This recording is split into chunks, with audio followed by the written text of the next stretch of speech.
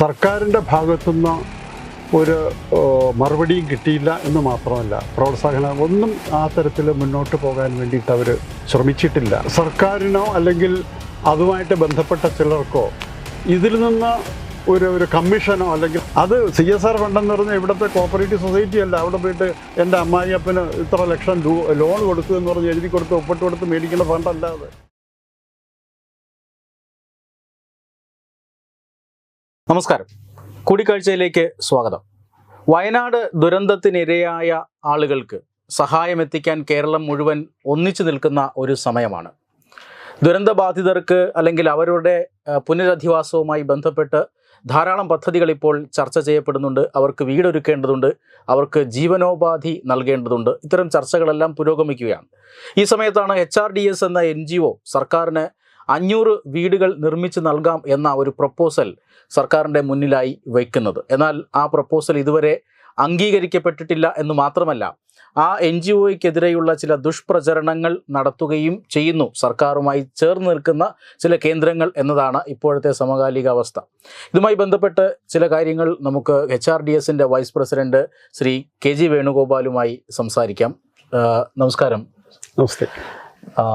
ആദ്യമായി ഈ പുനരധിവാസത്തിനായി, അതായത് വയനാട് ജനതയുടെ പുനരധിവാസത്തിന് വലിയ തുകകൾ വേണ്ടി വരുമെന്നും അതിനായി പല ഭാഗത്തു നിന്നുമൊക്കെയുള്ള സഹായം അത് സർക്കാർ അഭ്യർത്ഥിച്ചുകൊണ്ടിരിക്കുന്ന ഒരു സമയമാണ്.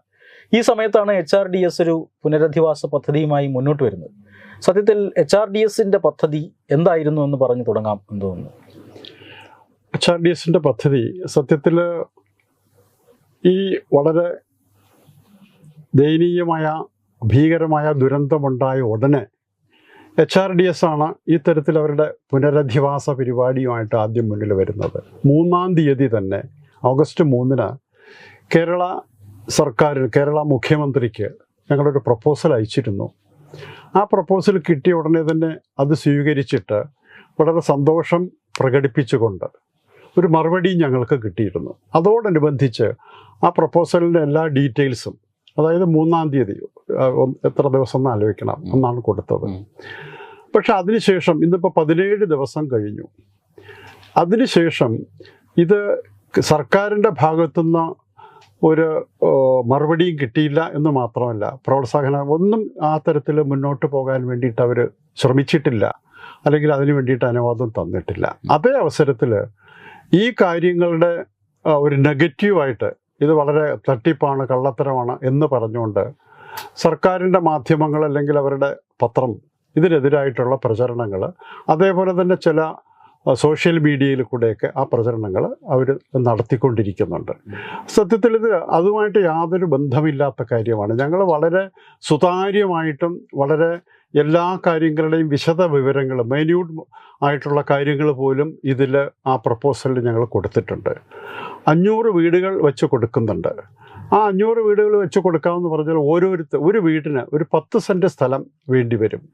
ഈ 10 സെൻറ്റ് സ്ഥലത്തിനകത്ത് അവർക്ക് വീട് വെച്ച് കൊടുക്കുന്നുണ്ട്. അത് ഗ്രൗണ്ട് ഫ്ലോറിൽ ആ കുടുംബത്തിന് താമസിക്കാനും അതിന് മുകളിൽ ഒരു ഹോം സ്റ്റേ പോലുള്ള ഒരു പദ്ധതിയാണ് നമ്മൾ ആസൂത്രണം ചെയ്തിട്ടുള്ളത്.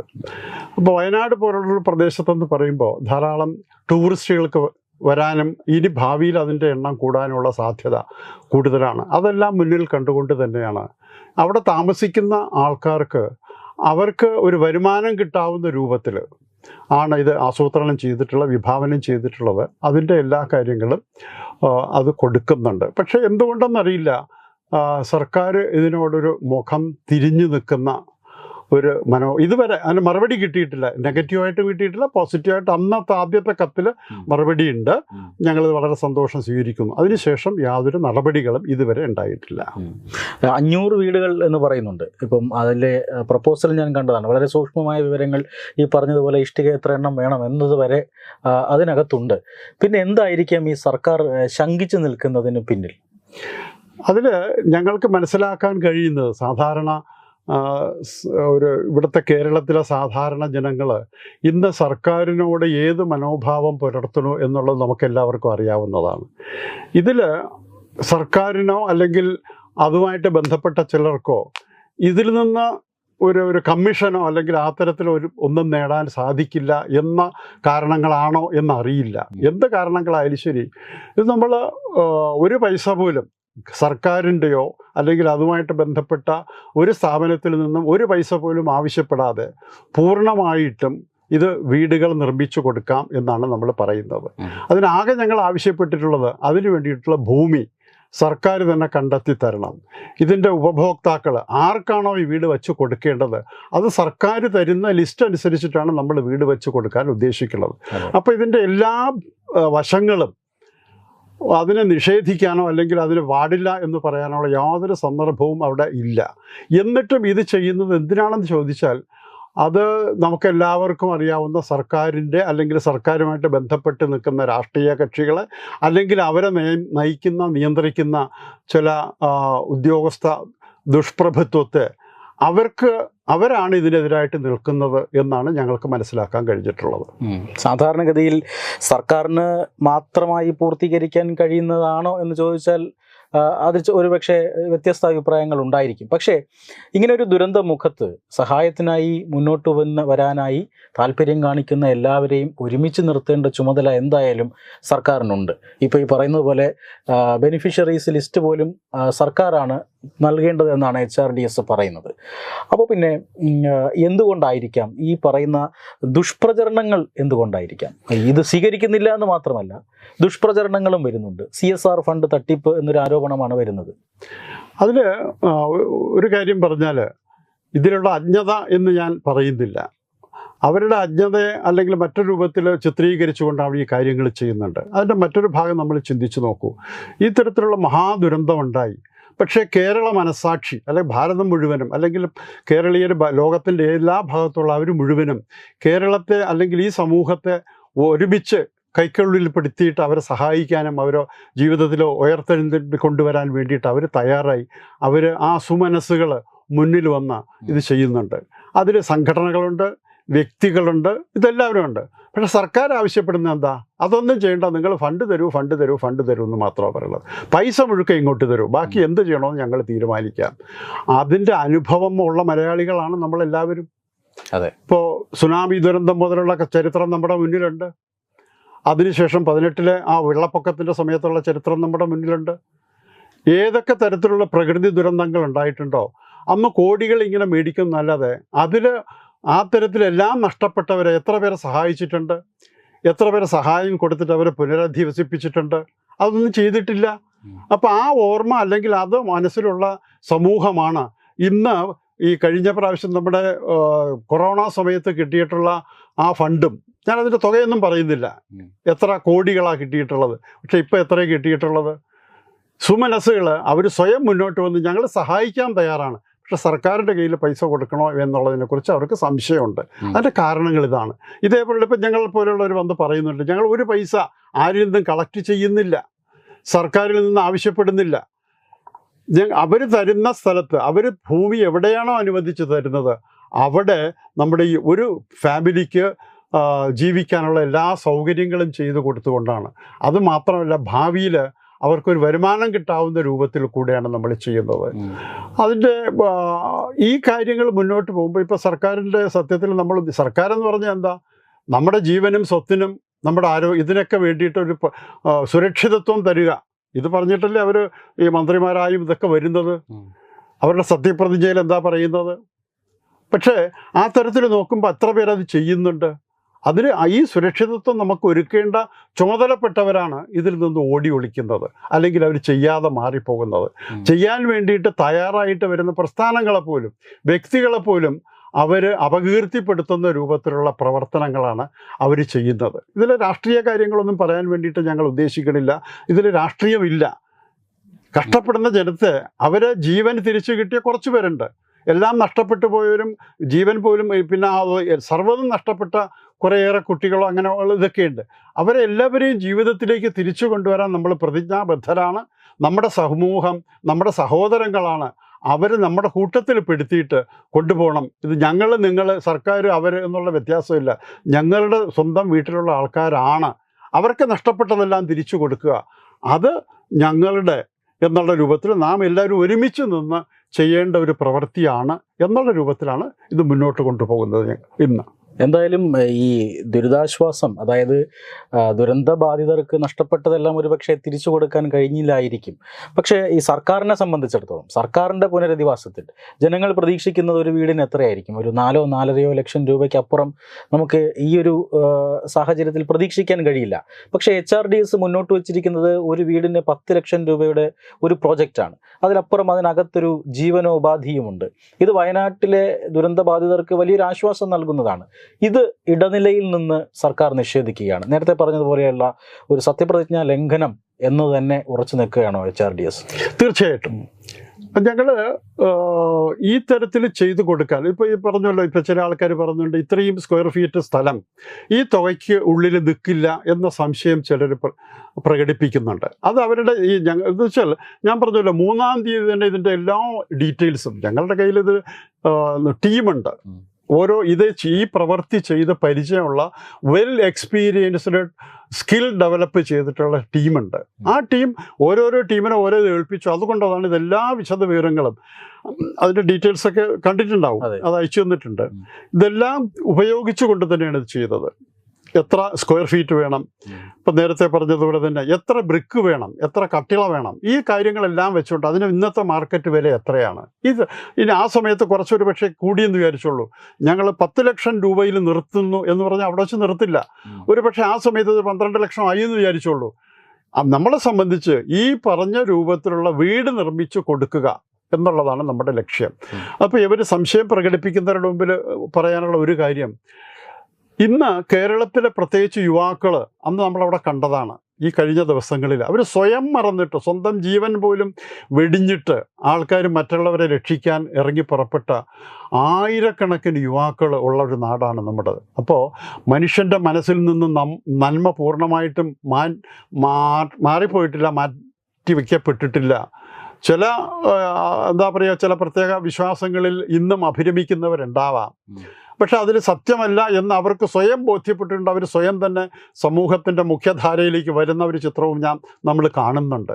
ഈ സംഭവങ്ങൾ നടക്കുന്നുണ്ട്. നമ്മുടെ കൂട്ടത്തിൽ ഈ തരത്തിൽ ചെയ്യാൻ തയ്യാറായിട്ട് വരാം എന്ന് പറഞ്ഞിട്ടുള്ള വോളണ്ടിയേഴ്സ്, ആ തരത്തിലുള്ള പ്രവർത്തകർ, അവരുടെ നല്ലൊരു ടീം നമുക്ക് വാർത്തെടുക്കാൻ സാധിക്കും ഇന്ന് തന്നെ. അത് ഒരുപക്ഷെ കേരളത്തിൽ നിന്ന് മാത്രമൊന്നും പറയുന്നില്ല, കേരളത്തിന് പുറത്തുള്ള ആൾക്കാർ പോലും ഇത് വന്നിട്ട് ഇവിടെ സേവന പ്രവർത്തനങ്ങൾ ചെയ്ത് ഈ വീട് നിർമ്മാണത്തിന്, കേരളത്തിൽ നമുക്കെല്ലാവർക്കും അറിയാം, കേരളത്തിലെ ഈ തരത്തിലുള്ളവരുടെ നമ്മുടെ ഡെയിലി കൂലി വളരെ കൂടുതലാണ്.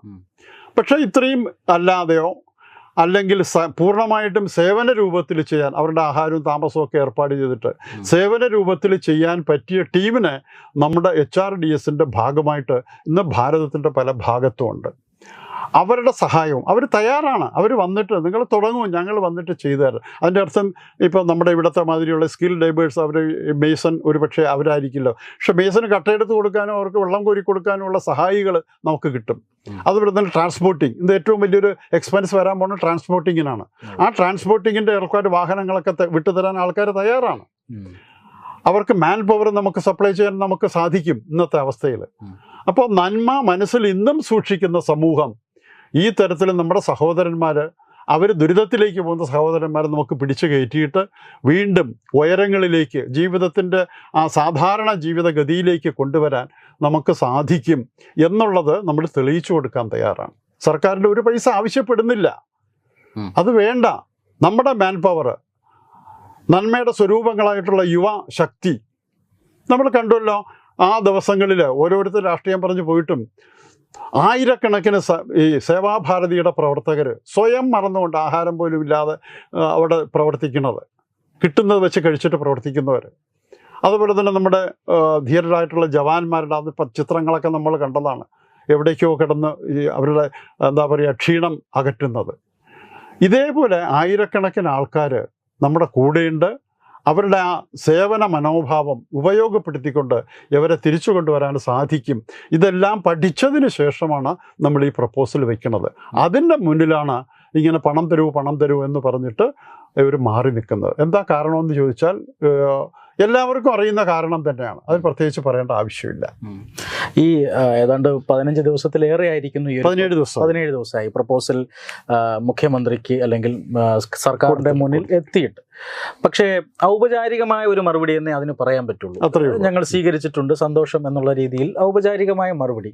അതിനപ്പുറം ഒരു മറുപടി വന്നിട്ടില്ല. പക്ഷേ മറുഭാഗത്ത് നിന്നും അനൗപചാരികമായ കോണിൽ നിന്നും HRDSനെതിരെ ചില ശ്രമങ്ങൾ വരുന്നുണ്ട്. ഇപ്പോൾ നേരത്തെ സൂചിപ്പിച്ചതുപോലെ എല്ലാവർക്കും അറിയാവുന്ന ഒരു കാരണം എന്നതിനപ്പുറം ഒരു കാരണം ഇതിനകത്തില്ലേ? അതും എല്ലാവർക്കും അറിയാവുന്നതാണ്. സ്വർണ്ണക്കടത്ത് കേസിൽ സ്വപ്ന സുരേഷിന് ജോലി കൊടുത്തു എന്ന കാരണത്താൽ സർക്കാരിൻ്റെ വലിയ രീതിയിലുള്ള പ്രതികാര നടപടിക്ക് വിധേയരായ ഒരു ഓർഗനൈസേഷനാണ് HRDS. അതുകൊണ്ട് തന്നെയാണോ ഈ പ്രപ്പോസലും സർക്കാർ ചവിട്ടിപ്പിടിക്കുന്നത്? അങ്ങനെ ധരിക്കുന്നതിൽ തെറ്റില്ല. കാരണം അതെന്താണ് എന്നുള്ളത് അന്ന് സമൂഹം മനസ്സിലാക്കിയതാണ്. അതിൻ്റെ ഫലം തന്നെയാണ് ഇന്ന് മുഖ്യമന്ത്രിയും അല്ലെങ്കിൽ കേരള സർക്കാരും മറ്റുള്ളവരുടെ മുമ്പിൽ ഒരുപക്ഷെ തലകുനിഞ്ഞ് തലചൊറിഞ്ഞ് നിൽക്കേണ്ട ഒരു അവസ്ഥ വരുന്നത്. കാരണം നമുക്ക് സ്വാഭിമാനം ഉണ്ടായിരുന്ന ഒരു ജനതയുടെ സ്വാഭിമാനം നഷ്ടപ്പെടുത്തിയ സംഭവങ്ങളാണ്. അതിൻ്റെ എല്ലാ തെളിവുകളും സർക്കാരിൻ്റെ കയ്യിൽ കൊടുത്തിട്ടുള്ളതാണ് ഇതിനെതിരായിട്ടുള്ളത്. ഈ സ്ത്രീ എന്ത് ചെയ്തു എന്നുള്ളതും ചെയ്തില്ല എന്നുള്ളതും നമ്മുടെ സർക്കാരിൻ്റെ ചീഫ് സെക്രട്ടറി തന്നെ ഇതിൻ്റെ പേരിൽ അറസ്റ്റ് ചെയ്യപ്പെട്ട് എത്രയോ കാലങ്ങൾ ജയിലിൽ കിടന്നിട്ടുള്ളതാണ്. എന്നിട്ട് പോലും നടപടികളൊന്നും ഉണ്ടായിട്ടില്ല. അപ്പോൾ ഇതിൻ്റെ അർത്ഥം ഇതൊന്നും തന്നെ കെട്ടിച്ചമച്ച സംഭവങ്ങളല്ല എന്നുള്ളത് അതിൽ നിന്ന് തന്നെ എല്ലാവർക്കും വായിച്ചെടുക്കാൻ സാധിക്കും. പക്ഷേ ഇതിൽ മുന്നിൽ കൊണ്ടുവരാൻ തയ്യാറായത് ഒരു സ്ത്രീ എങ്ങനെ ചവിട്ടി തേക്കണം, അവരെ ഇല്ലായ്മ ചെയ്യാൻ വേണ്ടിയിട്ടുള്ള ശ്രമങ്ങൾ പല ഭാഗത്തുനിന്നും വരുമ്പോൾ അവർക്ക് വേണ്ടി സംരക്ഷണം കൊടുക്കേണ്ടത് അല്ലെങ്കിൽ അവരെയും ഈ സമൂഹത്തിൻ്റെ ഭാഗമാണെന്ന് പറഞ്ഞ് നിർത്താൻ ഉള്ളൊരു ചുമതല ആണ് HRDS ചെയ്തത്. അവർ HRDSൻ്റെ കൂടെ 2 മാസം ഉണ്ടായിരുന്നുള്ളൂ.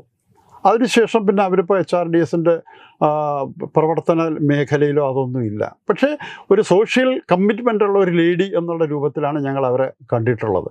ആ തരത്തിലുള്ള കാര്യങ്ങൾ ഇപ്പോഴും ആ സ്ത്രീ ചെയ്തുകൊണ്ടിരിക്കുന്നു എന്നാണ് ഞങ്ങൾക്ക് അറിയാനും കഴിഞ്ഞിട്ടുള്ളത്. സ്വന്തം ജോലി ചെയ്തിട്ട് തന്നെ പല ആൾക്കാരെയും സഹായിക്കുന്ന ഒരു സ്വഭാവം ഉള്ളവരാണ്. അതൊന്നും അവർ തുടരുന്നുണ്ടെന്നാണ് അറിഞ്ഞത്. ഇതിൻ്റെ പേരിൽ ആണ് മുഖ്യമന്ത്രിയും അദ്ദേഹത്തിൻ്റെ ചീഫ് സെക്രട്ടറി ഉൾപ്പെടെയുള്ള അതിനെക്കുറിച്ച് വിശദമായിട്ട് നമ്മൾ പറയേണ്ട കഴിഞ്ഞ കാര്യങ്ങളാണ്. എന്നിട്ട് പോലും ഇന്നും HRDS എന്ന പേര് കേൾക്കുമ്പോൾ തന്നെ ചിലർക്ക് ഭയമാണ്. അതെ, എന്തിനു ഭയക്കണം? നമ്മൾ ആ തരത്തിലുള്ള ഇന്നും അതേ അവസരത്തിൽ നിങ്ങൾ അട്ടപ്പാടിയിൽ പോയി നോക്കൂ. ഇന്നിപ്പോൾ ഒറീസയിൽ 1000-ഓളം വീടുകളുടെ നിർമ്മാണം അവിടുത്തെ സർക്കാരാണ് ഞങ്ങൾ ഏൽപ്പിച്ചിട്ടുള്ളത്. അതിൽ 300 വീടിൻ്റെ പണി പൂർത്തിയായി. അത് വരുന്ന 1-2 ആഴ്ചയിൽ അവിടുത്തെ മുഖ്യമന്ത്രിയും ഒക്കെ വന്നിട്ട് അതിൻ്റെ ഉദ്ഘാടനം നടത്താൻ വേണ്ടിയിരിക്കുകയാണ്. ഇതുപോലെ മറ്റു സംസ്ഥാനങ്ങളിൽ ഇപ്പം മഹാരാഷ്ട്രയിൽ ഇത് നടത്തുന്നുണ്ട്, ഗുജറാത്തിൽ ചെയ്യുന്നുണ്ട്. ഒറീസയിൽ അന്ന് ഇവർക്ക് കൂടി ബഹളത്തിൽ തീവച്ച് നശിപ്പിച്ച വീടുകളുടെ അതിൻ്റെ പുനരുദ്ധാരണത്തിന് വേണ്ടിയിട്ട് ഒറീസ സർക്കാരുമായിട്ട് ഇന്ന് ഡിസ്കഷൻ നടന്നുകൊണ്ടിരിക്കുകയാണ്. പക്ഷെ കേരളത്തിൽ മാത്രം കൈക്കൂലി കൊടുത്തില്ലെങ്കിൽ അല്ലെങ്കിൽ ഈ തരത്തിലുള്ള കാര്യങ്ങൾ ചെയ്യാത്ത ഒന്നും ഇവിടെ വേണ്ട എന്ന് പറയുന്നത് ഞങ്ങൾ പറയുന്നത് വെറുതെ ഭാവനയെന്ന് പറയുകയല്ല. ഇത് അട്ടപ്പാടിയിൽ എന്താ സംഭവിച്ചത് നമുക്ക് അനുഭവമുണ്ട്. അനുഭവത്തിൻ്റെ അടിസ്ഥാനത്തിലാണ് ഞാനീ പറയുന്നത്. അവിടെ ഉണ്ടാക്കി കൊടുത്ത വീടുകൾ, നമ്മൾ പലരുടെയും കൈ നീട്ടി മേടിച്ചിട്ട് ഉണ്ടാക്കി കൊടുത്ത വീടുകൾ, അതിന് സൗന്ദര്യം പോരാ, അതിന് ബലം കുറവാണ്. ആന വന്ന് കുത്തിയാൽ ആ വീട് പോകും. ഇന്ന് ടാർപോളിൽ കെട്ടിക്കിടക്കുന്ന അതിൻ്റെ ചുവട്ടിൽ കിടക്കുന്ന ആൾക്കാരുടെയൊക്കെ നമുക്ക് നല്ല മനോഹരമായ അതിൻ്റെ ചിത്രങ്ങളൊക്കെ നമ്മളെല്ലാവരും കണ്ടിട്ടുള്ളത് വെച്ച് കൊടുത്തിട്ട് ആന കുത്തിയാൽ പോകും എന്നാണ്. ആന കുത്തിയാൽ വീഴാത്ത ഏതാ വീടാനുള്ളത്? കോൺക്രീറ്റ് വീടുകൾ പൊളിഞ്ഞു വീഴണം നമ്മൾ കാണുന്നില്ലേ? അത്രയും കാര്യങ്ങൾ ചെയ്തിട്ടുണ്ട്. ഇതൊരു 35 വർഷത്തെ ഗ്യാരണ്ടി ഉള്ള സാധനങ്ങൾ വെച്ചിട്ടാണ് വീടുണ്ടാക്കി കൊടുത്തിട്ടുള്ളത്. പക്ഷെ അവിടെ നമ്പരിട്ട് തരാൻ തയ്യാറല്ല. ഇത് എൻ്റെ അനുഭവമാണ് ഞാനീ പറയണത്. പഞ്ചായത്തിൽ ഒരു അധികൃതൻ ഞാനത് ഏത് പഞ്ചായത്തെന്ന് പറയുന്നില്ല പറയുന്നത്, അതിൻ്റെ ഒന്നും ആവശ്യമില്ല അവർക്ക്. ഞാനത് മുമ്പ് പറഞ്ഞിട്ടുള്ളതാണ് പലപ്പോഴും. അവരിങ്ങനെ ടാർപോളിൻ കെട്ടി മരത്തിൻ്റെ ചൂട്ടി കൊടുക്കും. അവർക്ക് കറണ്ടിൻ്റെ ഒന്നും ആവശ്യമില്ല. നിങ്ങളെന്തിനാ അങ്ങനെയൊക്കെ ചെയ്യാൻ വേണം, അവരങ്ങനെ കഴിഞ്ഞോളും. ഇത് പറയുന്ന ആൾക്കാരാണ്. അതേ അവസരത്തിൽ സർക്കാർ കോടിക്കണക്കിന് രൂപയാണ് ആദിവാസികളുടെ പുനരധിവാസത്തിനും അവരുടെ ഇതിനു വേണ്ടിയിട്ട് ചെലവഴിക്കുന്നത്. ആ പൈസയൊക്കെ എങ്ങോട്ട് പോകണു? ഈ അടുത്ത കാലത്ത് 2021 ആ ഫൈനാൻഷ്യൽ ഇയറിൻ്റെ ചില കാര്യങ്ങൾ ഞങ്ങൾ മനസ്സിലാക്കിയെടുത്തപ്പോൾ അവിടെ അട്ടപ്പാടിയിൽ ആദിവാസികൾക്ക് വേണ്ടിയിട്ടൊരു ആശുപത്രിയുണ്ട്. ആ ആശുപത്രിയിൽ ആദിവാസികൾ ആരെങ്കിലും അവിടെ അസുഖമായിട്ട് പ്രവേശിച്ചാൽ പെട്ടെന്ന് വലിയ അസുഖങ്ങളില്ലാത്തവരെ പോലും അവരവിടെ, കാരണം അവരുടെ എന്തൊക്കെയോ കണക്കുകൾ പൂർത്തിയാക്കാനും, എന്നാൽ മാത്രമേ ഇത്ര രോഗികളെ ഞങ്ങൾ ചികിത്സിച്ച് ഭേദമാക്കി എന്നുള്ള രൂപത്തിൽ കണക്ക്, അതിനെക്കുറിച്ച് വിശദമായിട്ട് ചോദിച്ചാൽ എനിക്കറിയില്ല. എനിക്കറിയാവുന്ന കാര്യങ്ങളാണ് പറയുന്നത്. എന്നിട്ട് അവിടെ വന്നിട്ട് ഒരാളവിടെ വന്നാൽ 2-3 ദിവസം അവിടെ കിടന്നിട്ട് 4-ാം ദിവസം അല്ലെങ്കിൽ 5-ാം ദിവസമോ അവിടുന്ന് ഒരു ആംബുലൻസ് വിളിക്കും. ആംബുലൻസ് വിളിച്ചിട്ട് അവിടുന്ന് ഒരു ഏകദേശം 50 കിലോമീറ്റർ ദൂരെയുള്ള പെരിന്തൽമണ്ണയുള്ള ഒരു ആശുപത്രിയിൽ എത്തിക്കും. ആ ആശുപത്രി ഏതാണെന്ന് നമുക്ക് എല്ലാവർക്കും അറിയാം. പാർട്ടിയുടെ അതിൻ്റെ രൂപത്തിലുള്ള അവരുടെ ഒരു സൊസൈറ്റിയുടെ ആശുപത്രിയാണ്. അവിടെ എത്തിക്കും. ഈ അത്രയും അസുഖമുള്ള ഒരാൾ ഈ മലയുടെ ഇടയിൽ കൂടെ 50 കിലോമീറ്റർ യാത്ര ചെയ്ത് വരുമ്പോൾ തന്നെ അയാളുടെ ഇല്ലാത്ത അസുഖങ്ങളൊക്കെ വരും. അവിടെ ചെന്നാൽ ആദ്യം ICUലാണ് കയറ്റുക. ICUയിൽ 4-5 ദിവസം അവിടെ കിടത്തിയിരിക്കും. അതൊക്കെ കഴിഞ്ഞ് പുറത്ത് വരുമ്പോൾ ഏകദേശം 1.5 ലക്ഷം രൂപ 2 ലക്ഷം രൂപയുടെ ബില്ലാണ് അവിടെ എടുക്കുന്നത്. ഞാൻ ഈ കഴിഞ്ഞ ഫൈനാൻഷ്യൽ ഇയറിൻ്റെ കാര്യം പറഞ്ഞത്, ആ വർഷം ഈ അതായത് നമ്മുടെ അട്ടപ്പാടിയിൽ നിന്നുള്ള സർക്കാർ ആദിവാസികളുടെ ആശുപത്രിയിൽ നിന്ന് ഇവിടെ കൊടുത്തിട്ടുള്ള തുക 18 കോടി രൂപയാണ്. ഒരു മാസം 1.5 കോടി രൂപയിലധികം ഈ പ്രൈവറ്റ് ആശുപത്രിക്ക് ഇവിടുന്ന് കൊടുക്കുന്നുണ്ട്. അത് എങ്ങനെ കൊടുക്കുന്നു, എന്തിനു കൊടുക്കുന്നു, അത് എവിടെ പോകണം എന്നുള്ളതിനെക്കുറിച്ച് നമ്മളെല്ലാവരും ഈ പണ്ടത്തെ മാതിരി അവരെഴുതി വിടുന്നത് മാത്രം വായിച്ചിട്ടിരിക്കുന്ന സമൂഹമല്ല എന്നുള്ളത്. നടക്കുന്ന കാര്യങ്ങൾ അതേ സമയത്ത് ലൈവായിട്ട് കാണുന്ന സമൂഹമാണ്. അതിന് പ്രതികരണശേഷിയുള്ള യുവാക്കളുണ്ട്, പ്രതികരിക്കാൻ പറ്റിയ സമൂഹമുണ്ട്. ഇതൊക്കെ ഉണ്ടെങ്കിൽ ശരി, നീ നിങ്ങളുടെ പാട് നോക്കിപ്പോയി, ഞാൻ ചെയ്യുന്നത് ഞാൻ ചെയ്തുകൊണ്ടേയിരിക്കും എന്ന വെല്ലുവിളിയോടുകൂടി ആണ് ഇന്ന് നമ്മളെ ഭരിക്കപ്പെടാൻ നമ്മൾ വിധേയരാക്കും, അല്ലെങ്കിൽ നമുക്ക് ആ ഒരു ഗതികേടാണ് നമുക്കുണ്ടായിട്ടുള്ളത്. എന്തായാലും നേരത്തെ ഈ രംഗത്ത് ദുരന്ത നിവാരണത്തെക്കുറിച്ച് പലരും പല പ്രതീക്ഷകളും പങ്കുവച്ചിട്ടുണ്ട്. അവിടുത്തെ പുനരധിവാസത്തെക്കുറിച്ച് സാധാരണഗതിയിൽ ഇന്ന് വരെ നമ്മൾ ചെയ്ത പുനരധിവാസം വയനാട് ചെയ്യരുത് എന്നും പറയുന്നുണ്ട്. കാരണം ഭാവനാസമ്പന്നമായ പദ്ധതികൾ വേണം, പോക്കറ്റ് വീർപ്പിക്കാനുള്ള പദ്ധതി ആകരുത്. പക്ഷെ സർക്കാർ ആ ദിശയിലേക്ക് തന്നെ പോവുകയാണ്. HRDSൻ്റെ പ്രപ്പോസൽ നിരസിച്ചത് അതിൻ്റെ ഒരു സൂചനയാണ് എന്ന് തന്നെ കരുതണം. ഇതിൽ സത്യത്തിൽ ഈ സ്വർണ്ണക്കടത്തുമായി ബന്ധപ്പെട്ട ഒരു വൈരാഗ്യമാണോ, അല്ലെങ്കിൽ ഈ അഴിമതിക്കുള്ള സാധ്യത തുറക്കാനാണോ? ഈ രണ്ട് ഏത് കാരണമായിരിക്കാം ആദ്യം സർക്കാരിൻ്റെ അവരുടെ, ഞാൻ നേരത്തെ സൂചിപ്പിച്ചതുപോലെ സർക്കാരിൻ്റെ അവരുടെ എന്താ പറയുക മുന്നോട്ടുള്ള പോക്കിന് സർക്കാർ ചെയ്യുന്ന ഏറ്റവും മോശമായ കാര്യങ്ങൾ പുറത്തു കൊണ്ടുവരാൻ അവരുടെ തയ്യാറായി, അവരെ സംരക്ഷിക്കാൻ അല്ലെങ്കിൽ അവർക്ക് ജോലി കൊടുക്കാൻ HRDS തയ്യാറായി എന്നുള്ളതാണ് സർക്കാരിൻ്റെ ദൃഷ്ടിയിൽ നമ്മൾ ചെയ്തിട്ടുള്ള ഏറ്റവും വലിയ കുറ്റം. പക്ഷേ അതിനു വേണ്ടിയിട്ട് അവർ എന്ത് ചെയ്തു? അതിനുശേഷം നമ്മുടെ എല്ലാ ഓഫീസുകളും നിരന്തരം റെയ്ഡ് ചെയ്തു. ക്രൈം ബ്രാഞ്ച്, അതുപോലെ സെൻട്രൽ അവരുടേത് ED സർവ്വ വിഭാഗങ്ങളും നമ്മുടെ എല്ലാ ഏജൻസികളും വന്നിട്ട് റെയ്ഡ് ചെയ്തു, സാധനങ്ങളൊക്കെ കൊണ്ടുപോയി. അവിടെ വന്നാൽ വളരെ സന്തോഷപൂർവ്വം ഞങ്ങൾ സ്വീകരിക്കും, അവിടെ ഇരുത്തും, ചായ കൊടുക്കും. എല്ലാ അലമാരയും സാർ തുറന്ന് തന്നെ ഇട്ടിട്ടുണ്ട്, എല്ലാ മുറിയും തുറന്ന് വെച്ചിട്ടുണ്ട്. ഞങ്ങളുടെ തുടങ്ങിയത് മുതൽ ഇന്ന് വരെയുള്ള എല്ലാ ഓഡിറ്റ് റിപ്പോർട്ടുകളും ഞങ്ങളുടെ കയ്യിലുണ്ട്. അതിൻ്റെ എന്ത് വേണോ പരിശോധിക്കാം, എന്ത് വേണോ കൊണ്ടുപോകാം. പക്ഷെ കൊണ്ടുപോകുന്നത് എഴുതി തന്നിട്ട് കൊണ്ടുപോകണം. ഇതൊക്കെ കൊണ്ടുപോയി ഞങ്ങൾ തന്നില്ല, എടുത്തില്ല എന്ന് പറയും. അത് ഞങ്ങൾ നോക്കും. ആ ഫയൽ എന്തൊക്കെ സാധനങ്ങളുണ്ട്, അതിൻ്റെ ആ ഫയലിൻ്റെ മുകളിൽ എന്തൊക്കെ സാധനങ്ങളുണ്ട് എന്ന് ഞങ്ങൾ എഴുതി വെച്ചിട്ടുണ്ട്. ഇത്രയും സാധനങ്ങൾ ഞങ്ങൾ കൊണ്ടുപോകണം എന്ന് താഴെ ഒരു ഒപ്പിട്ട് തന്നിട്ട് കൊണ്ടുപോകണം എന്ന് പറയും. എല്ലാം സുതാര്യമാണ്, ഒന്നും ഒളിച്ചു വയ്ക്കാനില്ല, മറച്ചു വയ്ക്കാനില്ല. ഇത് ഞങ്ങൾ ഈ പബ്ലിക്കിൻ്റെ ഇടയിൽ നിങ്ങൾക്ക് ഇതുവരെ ഇന്ന് വരെ ആരെങ്കിലും പറയുമോ HRDS എൻ്റെ മുമ്പിൽ പൈസയ്ക്ക് വേണ്ടി വന്നിട്ടുണ്ട്, എൻ്റെ മുമ്പിൽ HRDSന് ഡൊണേഷൻ വേണം എന്ന് പറഞ്ഞിട്ട് വന്നിട്ടുണ്ട് എന്ന് ആരെങ്കിലും പറയാൻ സാധിക്കുമോ? ഏതെങ്കിലും കടയുടെ മുമ്പിൽ ബക്കറ്റും കൊണ്ടുപോയിട്ട് പിരിച്ചു എന്ന് ആർക്കെങ്കിലും പറയാൻ സാധിക്കുമോ? എന്തെങ്കിലും കിട്ടിയാൽ ആദ്യം എന്താ ചെയ്യേണ്ടത്? ഉടനെ തന്നെ പൈസ കൊടുക്കൂ, നാളെ മുതൽ ബക്കറ്റ് പിരിവ്. ഈ ബക്കറ്റിൽ വീണ പൈസ എങ്ങോട്ട് പോകണു അതിനെക്കുറിച്ച് നമ്മൾ പറയണ്ട. ഞാൻ വീണ്ടും അത് ആവർത്തിക്കേണ്ട കാര്യമല്ല, എല്ലാവർക്കും അറിയുന്നതോ കണ്ടുകൊണ്ടിരിക്കുന്നതാണ്. ഇതാണ് HRDS. എല്ലാം സുതാര്യമാണ്, ഒന്നും ഒളിച്ചു വയ്ക്കാനില്ല, ഒന്നും മറച്ചു വയ്ക്കാനില്ല. വരുന്ന ഓരോ പൈസയും അത് എവിടുന്ന് വരുന്നു എന്നതും എങ്ങോട്ട് പോകുന്നു എന്നുള്ളതിന് കൃത്യമായ തെളിവുകളും വൗച്ചറുകളും എല്ലാം അവിടെ തന്നെ ഉണ്ട്. ഇവർ ഇത്രയും പരിശോധിച്ച് നോക്കിയല്ലോ. ഒരു 3-4 പ്രാവശ്യം കഴിഞ്ഞിട്ട് വീണ്ടും അവിടുന്ന് എന്തെങ്കിലും വരും. കാരണം ഇടയ്ക്കിടയ്ക്ക് ഇങ്ങനെ കൊടുത്തുകൊണ്ടിരിക്കണം. HRDS കാരണം അവിടെ സർക്കാരിൻ്റെ ഭാഗത്തു നിന്നുള്ള വളരെ പ്രഷർ അവിടുത്തെ ഇതിന് വരുമ്പോൾ, സെൻട്രൽ ഗവൺമെൻറ്റിൻ്റെ അതൊക്കെ വരുമ്പോൾ ഉടനെ HRDSൻ്റെ അടുത്ത് വെച്ചിട്ട് അവരിങ്ങനെ ഇത് തെളിവെടുപ്പാൻ പോയിട്ടുണ്ട്. കുറച്ച് ദിവസം ഈ ഇതിൻ്റെ എൻക്വയറി ഓഫീസേഴ്സിന് അവർ തന്നെ മടുത്തു. അവിടെ ചെന്ന് ഞങ്ങൾക്ക് ചായയൊക്കെ മേടിച്ച് വരും. അവിടെ ഇരുന്നിട്ട് നിവർത്തിയില്ല കേട്ടോ, ഞങ്ങളുടെ നിവർത്തി കൊണ്ടാണ് ഇതൊക്കെ ചെയ്യണത്. അവിടെ നിന്നുള്ള പ്രഷർ വരുമ്പോൾ നിങ്ങൾ അവിടെ വന്നാലും ഇത് തന്നെയൊക്കെ ചെയ്യുക. ആദ്യമൊക്കെ അവരും ഇതൊക്കെ ചെയ്തിട്ടുണ്ടെങ്കിൽ ഇങ്ങനെ എന്തൊക്കെയുണ്ടെന്ന് എല്ലാം നോക്കിയപ്പോൾ everything is up to everything, അതിൽ യാതൊരു സംശയമില്ല എന്ന് നേരിട്ട് വന്ന് ബോധ്യപ്പെട്ടു. പിന്നെ ഇവർക്കൊന്നും ചെയ്യാനില്ല. പിന്നെ ഭൂമി തട്ടിയെടുക്കാൻ എടുത്തുകൊണ്ട് പോണതാണ്. ഇപ്പോൾ പറഞ്ഞ 5000 ഏക്കർ അജീവ് കൃഷ്ണൻ്റെ നേതൃത്വത്തിൽ തട്ടിയെടുത്തു. അത് എവിടെ കിടക്കണതാ? ഈ തരത്തിൽ പറഞ്ഞ് പിന്നെ വേറൊന്ന് പറഞ്ഞു കഴിഞ്ഞാൽ അടുത്ത പോലെ കേട്ടത് CSR ഫണ്ട്. ആ CSR ഫണ്ട് എന്താണെന്നെങ്കിലും ഈ പറയുന്ന വിദ്വാൻമാർ മനസ്സിലാക്കണ്ടേ? അത് CSR ഫണ്ടെന്ന് പറഞ്ഞാൽ ഇവിടുത്തെ കോപ്പറേറ്റീവ് സൊസൈറ്റി അല്ല. അവിടെ പോയിട്ട് എൻ്റെ അമ്മായിയപ്പന് ഇത്ര ലക്ഷം ലോൺ കൊടുക്കുക എന്ന് പറഞ്ഞ് എഴുതി കൊടുത്ത് ഒപ്പിട്ട് കൊടുത്ത് മേടിക്കേണ്ട ഫണ്ടല്ല അത്. അങ്ങനെ എഴുതി കൊടുത്ത് ആരും കൊടുക്കുകയില്ല. അത് കൃത്യമായിട്ടുള്ള ആ പ്രൊജക്റ്റ് കിട്ടിയാൽ ആ ഓരോ പ്രൊജക്റ്റിൻ്റെ ഓരോ ഘട്ടമായിട്ട് മുന്നോട്ട് പോയി അത് വന്ന് പരിശോധിച്ച് അത് അവർ ബോധ്യപ്പെട്ടതിന് ശേഷം മാത്രമേ അടുത്ത ഘട്ടം ഫണ്ട് കൊടുക്കുകയുള്ളൂ. അതിനെല്ലാത്തിനും ഓരോ പൈസയുടെ കണക്കുണ്ട്. ആ പൈസ എവിടെ നിന്ന് വരുന്നതെന്ന് പോലും അവർക്കറിയാതെ എന്തെങ്കിലും അടിച്ചു വിടുകയാണ്. CSR ഫണ്ട് മോഷ്ടിക്കാനാണ് HRDS. അല്ല, ആദ്യം അത് മനസ്സിലാക്കുകയെങ്കിലും വേണ്ടേ ഇവർ? ഇതാണ് ഈ തരത്തിൽ പറഞ്ഞു. അതിൽ ഒരർത്ഥമില്ല എന്നുള്ളത് അവർക്കും അറിയാം, ഇത് അന്വേഷിക്കുന്ന ഉദ്യോഗസ്ഥന്മാർക്കും അറിയാം, ഇന്ന് സമൂഹത്തിനും അറിയാം. പക്ഷെ നമ്മൾ ഈ അശരണരുടെ കൂടെ എപ്പോഴും നിന്നുകൊണ്ട് അവരെ കൈപിടിച്ച് ഉയർത്താൻ വേണ്ടിയിട്ടുള്ള പ്രവർത്തനം, ഈ വീട് വെച്ച് കൊടുക്കുക, അതോടെ ആ പ്രപ്പോസലിൻ്റെ പൂർണ്ണമായി പറഞ്ഞില്ല എന്ന് തോന്നുന്നു ഞാൻ. ഒരാൾക്ക് 1 ഏക്കർ സ്ഥലം കൂടെ അവിടെ കൊടുക്കാൻ വേണ്ടിയിട്ട് നമ്മൾ പ്രപ്പോസലിൽ പറയുന്നുണ്ട്. ഇത് കൂടാതെ അവരുടെ ഈ തരത്തിൽ വരുമാനം അതിൽ കൃഷി ചെയ്തിട്ട് ഓരോരോ പ്രദേശത്തും ആ പ്രദേശത്തിന് അനുയോജ്യമായ രൂപത്തിലുള്ള കൃഷി ചെയ്തിട്ട് അതിൻ്റെ ഫലവും ഇവർക്ക് കിട്ടാവുന്ന രൂപത്തിൽ. വയനാട്ടിൽ ചില വെള്ളത്തിൻ്റെ പ്രശ്നമുള്ള സ്ഥലങ്ങളുണ്ട്, മണ്ണിൻ്റെ പ്രത്യേകതകളുള്ള സ്ഥലങ്ങളുണ്ട്. ഇതൊക്കെ ആണെങ്കിലും ശരി, ഇന്ന് ടെക്നോളജി വളർന്നു പോകുന്നുണ്ട്.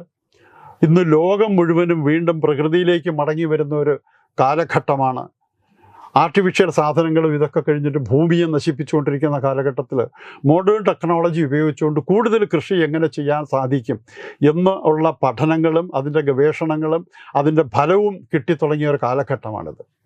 അപ്പം നമുക്ക് മോഡേൺ ടെക്നോളജി വരെ ഉപയോഗിച്ചിട്ട് അത് ഭാരതത്തിലുള്ള ടെക്നോളജി മാത്രം ആകണമെന്ന് പോലും നിർബന്ധം അല്ല, കേരളത്തിലുള്ളത് മാത്രമാണോയെന്ന് നിർബന്ധമില്ല, ഭാരതത്തിലുള്ളതാവണമെന്ന് നിർബന്ധമില്ല. ഈ ടെക്നോളജി ലോകത്തിൻ്റെ ഏത് ഭാഗത്ത് എവിടെയൊക്കെ ഉണ്ടോ അവിടെ നിന്നെല്ലാം ഈ ടെക്നോളജി കൊണ്ടുവന്നിട്ട് ഇവിടെ ഏറ്റവും അത്യന്താധുനിക രൂപത്തിലുള്ള കൃഷി ചെയ്ത് അതിൻ്റെ ഫലം നമുക്ക് അവിടെ താമസിക്കുന്നവർക്കും ഇവർക്ക് കൊടുക്കാം. അതിൻ്റെ ആത്യന്തികമായിട്ടുള്ള ഫലം കിട്ടുന്നത് കേരളത്തിൽ മൊത്തത്തിലാണ്, ഒരു ഫാമിലിക്ക് മാത്രമല്ല.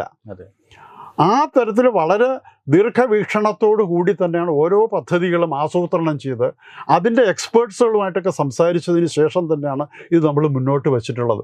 അല്ല ഏതെങ്കിലും ഒരു മൂലയിലിരുന്നിട്ട് CSR ഫണ്ട് മോഷ്ടിക്കാൻ നടക്കണമെന്ന് പറയുന്നതിൻ്റെ ആ മന്ദബുദ്ധിയുടെ മുന്നിൽ വരുന്നത് പോലെയുള്ള ഏർപ്പാടല്ല.